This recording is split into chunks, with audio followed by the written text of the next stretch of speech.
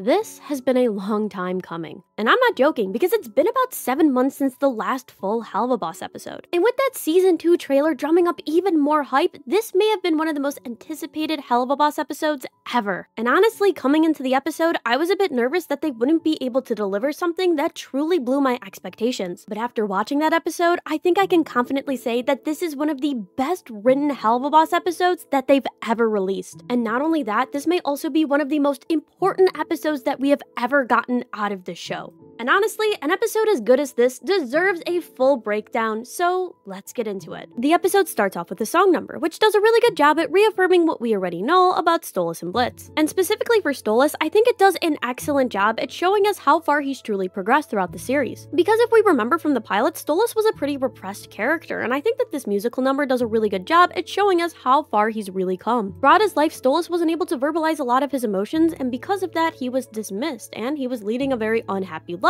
because of it. But Stolas throughout the series has been a character who truly wants to be better. He wants to get out of these harmful situations and grow and be happy, and that's the most important thing. Stolas at this point is prioritizing his mental health, and I think that that's so important because it's almost the exact opposite of Blitz. Stolas is a very open character, and he's also very honest, especially in his relationships now, and we saw this when he broke off his relationship with Stella and what he's going to do in this episode with Blitz. And this song does a really good job at verbalizing not only Stolas' anxieties, but also his hopes for the future. I think one of the greatest things about this song number is that it shows Stolas' emotional maturity, because he's not somebody who's afraid of change. He's nervous, he's anxious, but he knows that he has to go through with this, and regardless of the outcome, he knows that he can deal with this, overcome it, and he's going to be happier because of it. The song number is a reflection of how Stolas is so open to change, and I think this is so great because it directly contrasts Blitz. Because yeah, Blitz is actually the exact opposite of Stolas. Instead of wanting to move forward in the future, he's very comfortable where he's at. Blitz is a character that likes routine. He likes to know exactly what is going to happen. And when the things that he thinks are going to happen don't actually occur, he gets these emotional outbursts. Although Blitz may seem like a spontaneous character, he really doesn't like these surprises, and he doesn't know how to act or handle them. And as a final note for this song, I love the fact that Stolas is talking about his emotions and how he is more romantically interested in Blitz rather than just the physical aspect, whereas Blitz is only talking about the physical aspect because he didn't realize that Stolas' emotions changed. Blitz thinks the only reason that Stolas still wants to hang out with him is because they have some sort of contractual agreement, whereas Stolas has developed and has realized his true emotions. So I want you guys to keep it in the back of your mind that Blitz doesn't like when people change and has a tendency to have emotional outbursts when things don't go exactly as he planned.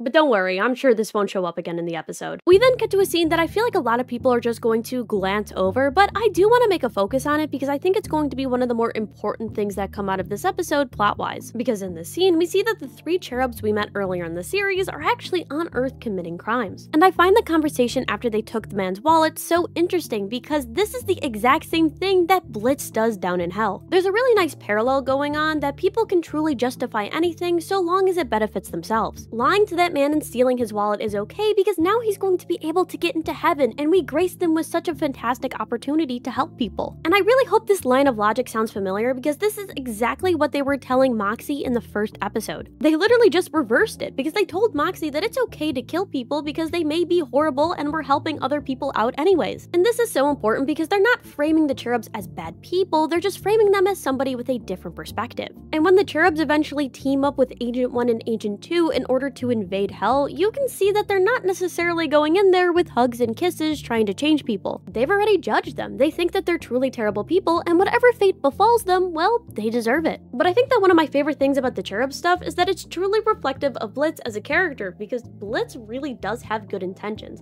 and a lot of the mistakes that he makes are based off of misunderstandings, and we see this really well with his relationship with Fizzaroli. Because although a lot of people don't want to admit it, Blitz isn't a bad person. He's somebody with good intentions who just makes a lot of mistakes, and a lot of his mistakes are based off of misunderstandings that he causes. But if people would take the time to look at things from his perspective, I feel like we would have a better understanding of not only who Blitz is as a person, but what is actually wrong with him and what he needs to fix. And this of course leads into the conversation that Blitz has with the rest of his team, in which Luna says that Stolas may be getting sick of him. And like I said before, Blitz doesn't like change, and because he thinks that Stolas may be changing his feelings, and he thinks that the situation that he was going into has changed, changed, he starts to panic. But I think it's very important to note that Blitz thought the situation he was walking into was Stolas getting bored of him. Unfortunately, Luna was a bit of an op in this episode because now Blitz has this mindset that he has to try to win back Stolas. One of Blitz's greatest fears was the fact that Stolas would get bored and get rid of him, and Luna kind of planted that seed in his mind. And because of this, the only thing that Blitz truly can think of to win Stolas back is the one thing that he had to offer in the very beginning. That, of course, was his body. And that's why Blitz becomes so obsessed with trying to give Stolas one of the best times ever, because he thinks that this is going to truly win Stolas back. Because we have to remember, when Blitz and Stolas originally met, Blitz thought that the only thing Stolas liked about him was his body. Blitz thought this was his only redeeming factor and the only reason that Stolas would want to be in a relationship with him. And that's why we see him focus so heavily on trying to find all of these interesting toys, because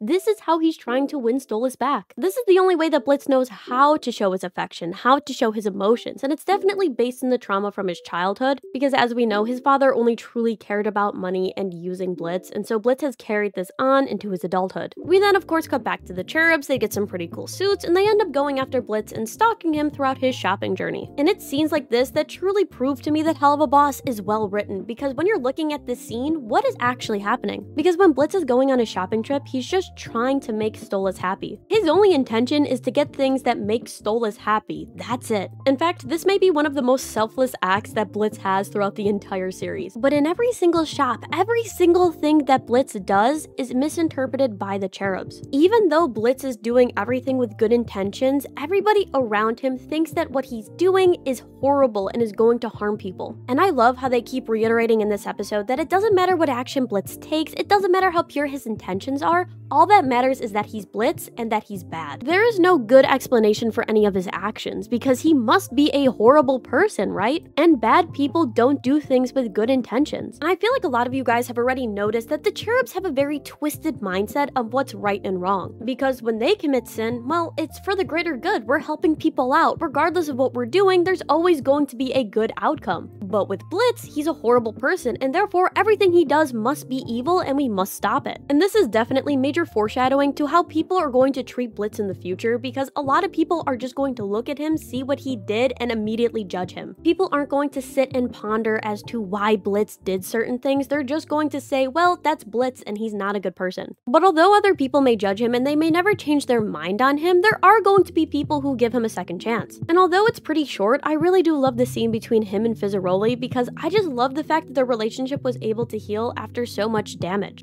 figuratively and literally. But yeah, their dynamic in this episode is pretty good, and I love the fact that Fizzaroli and Blitz are just acting like friends, and it's something that I truly do like to see because it shows how Blitz can change. Because don't get me wrong, although Blitz has good intentions, his actions leave a lot to be desired, but that doesn't mean that he isn't actively trying to be a better person. And I think that his relationship with Fizzaroli is a really good step in the right direction. And when you think about it, what happened between Blitz and Fizzaroli could have been something that destroyed their relationship forever, but they were able to get over that and heal. And although the scars will always be there, you can always form new bonds and new connections. So regardless of how much Blitz does make mistakes, we have to realize that these people are in hell. Honestly, it comes with the territory, but that doesn't mean that they can't change for the better. And I think this is also why I really love the scene where Blitz is walking away to meet Stolas and everybody else is trying to protect him. Because yeah, although they said that they're only following Blitz around for job security, we know the real reason. Because although Blitz is overbearing, although he may make many mistakes, and although sometimes he goes too far, he's still somebody that they care about. And it's gonna be these three characters, Moxie, Millie, and Luna, who not only get through to Blitz, but who help him grow for the better. And of course, this leads us into the final scene, which may be not only the most important scene of this episode, but one of the most important scenes of the series. And I'm gonna be honest, this scene is a little hard to watch because of how different Stolas and Blitz truly are as characters. Because Stolas in this scene feels like a completely developed character. He feels like somebody who's done a lot of self-reflection and knows exactly what he wants in life. And Blitz is the complete opposite. He feels so immature, almost like a child who doesn't fully grasp the gravity of the situation that he's in. And this scene makes me feel so bad for Stolas because I think that Stolas slowly realizes that Blitz is never going to be on the same page as him. And you can just see it in Stolas' eyes as he's sitting there listening to all the weird kinky stuff that Blitz wants to do. He's contemplating what he truly wants in life. And because of this, there's a really big power imbalance between him and Blitz. Stolas knew exactly what he wanted out of this conversation and out of this situation and kind of blindsided Blitz in a way. Because I want you guys to remember what Blitz thought he was actually coming into. to. He thought that Stolas only wanted him for his body, and because of that, he was going to show Stolas a pretty good time so that he didn't get bored and throw him away. And the very thing that Blitz didn't want to happen, happened. Stolas not only rejected his advances, but also took back the grimoire. That was the only thing that binded them together in Blitz's eyes, and therefore Stolas threw him away. The one thing that Blitz didn't want to happen, happened. And we have to remember, Blitz doesn't do well with change, and so as he's trying to process what is happening, Stolas blindsides him again. Stolas has had a lot of time to process his emotions and how he truly feels about Blitz, but Blitz hasn't done the same yet. And this again is showing that these two characters are completely different on the emotional scale. And this is one of the reasons why when Stolas confesses his true feelings to Blitz, Blitz just doesn't know how to react. And because of that, he ends up coping, and he copes through comedy. It's why he swears so much throughout the series. I mean, there's a reason why he's so vulgar. And we've seen it multiple times throughout multiple episodes that the only way that he's truly able to process his emotions is to have these emotional outbursts and make fun of people and yell at them. And when we're thinking about it, swearing is very jarring, and it's probably one of the only ways that people truly listened to him when he was a child. And I want you guys to think about it. Blitz probably wasn't listened to very well as a child. He probably wasn't able to express his emotions, and one of the only ways that people truly listened to him was probably when he started to swear. And one of the other things we have to bring up is the class disparities in Helluva Boss, because it's pretty clear there is a lot of animosity towards differing classes. And so not only does Blitz have to deal with his childhood trauma, but also societal pressure when it comes to his relationship with Stolas. So when he has this huge emotional outburst and tries to hurt Stolas in probably one of the worst ways possible, it makes total sense. And I'm gonna be honest, it's a really hard scene to watch, especially knowing how far Stolas has come and what Blitz's true emotions are. This was hard. But I think it's also necessary, especially when we're thinking about the relationship in the future, because Blitz needs to realize that he cannot keep acting this way to people. Yes, I understand why he acts this way, and I understand the reasoning behind it, but that doesn't mean that it's right. And in fact, it's because I understand what Blitz is going through, and because I understand why he's acting out, that I think he needs to change. And of course, as a lot of people figured, this episode does not have a happy ending. After what Blitz said, Stolas is emotionally destroyed and is no longer interested in pursuing this relationship. And unfortunately, like every other time, Blitz is too late to fix his mistake. Stolas ends up leaving, and Blitz is just left there alone